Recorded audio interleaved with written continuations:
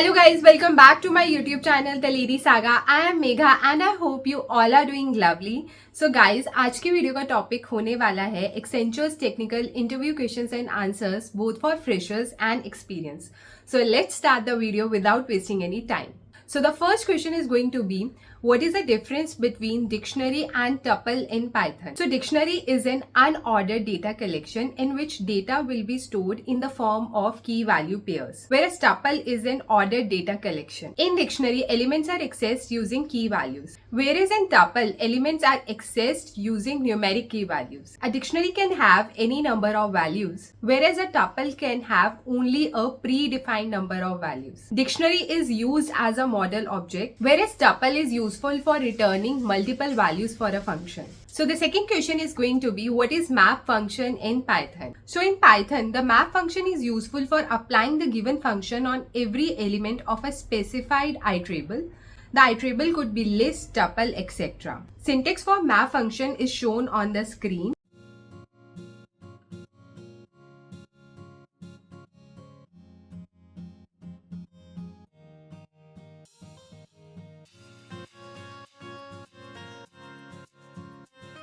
And you could explain it with the given example. In the given example, we are passing the addition function and number as parameters to the map function. Now the addition function will be applied to every element of the number tuple.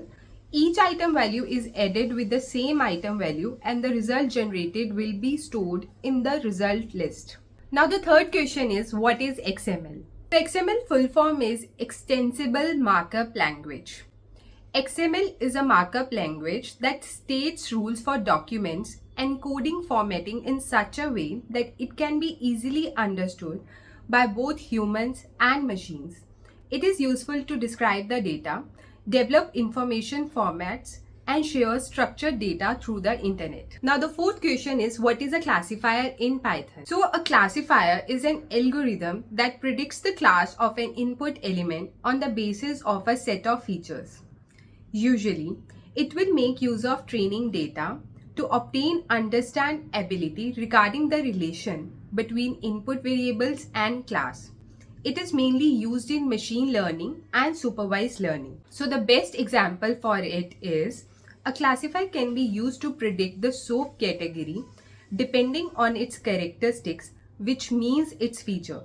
These features may include its fragrance, appearance, color, etc. So a machine learning classifier could potentially be used to predict that soap with a round shape and round color along with a strong fragrance of sandalwood is a Mysore sandal soap. Now the next question is, what are lambda expressions in Java? So a lambda expression is a function that can be created without including it in any class. It was introduced in Java 8. It is used to provide the interface implementation which has a functional interface. It doesn't require defining the method again for providing the implementation. It is allowed to just write the implementation code. Thus it saves plenty of coding. So lambda expression is considered as a function. The .class file will not be created by the compiler. They are generally used for simple callbacks or event listeners implementation, or in functional programming with the Java Streams API. The syntax for it is shown on the screen.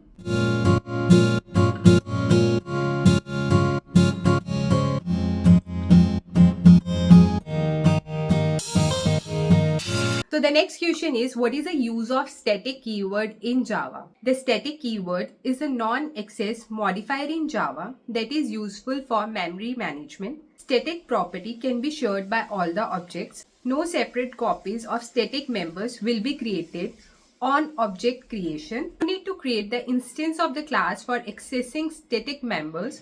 We can directly access them by using the class name.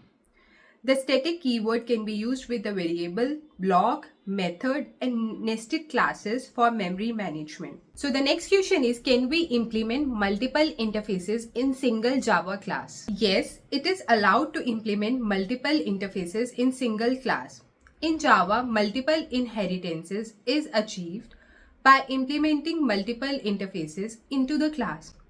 While implementing Each interface name is separated by using a comma operator. So the next question is, what is the significance of super and this keyword in Java? Firstly, we are going to talk about the super keyword. In Java, the super keyword is used to provide reference to the instance of the parent class.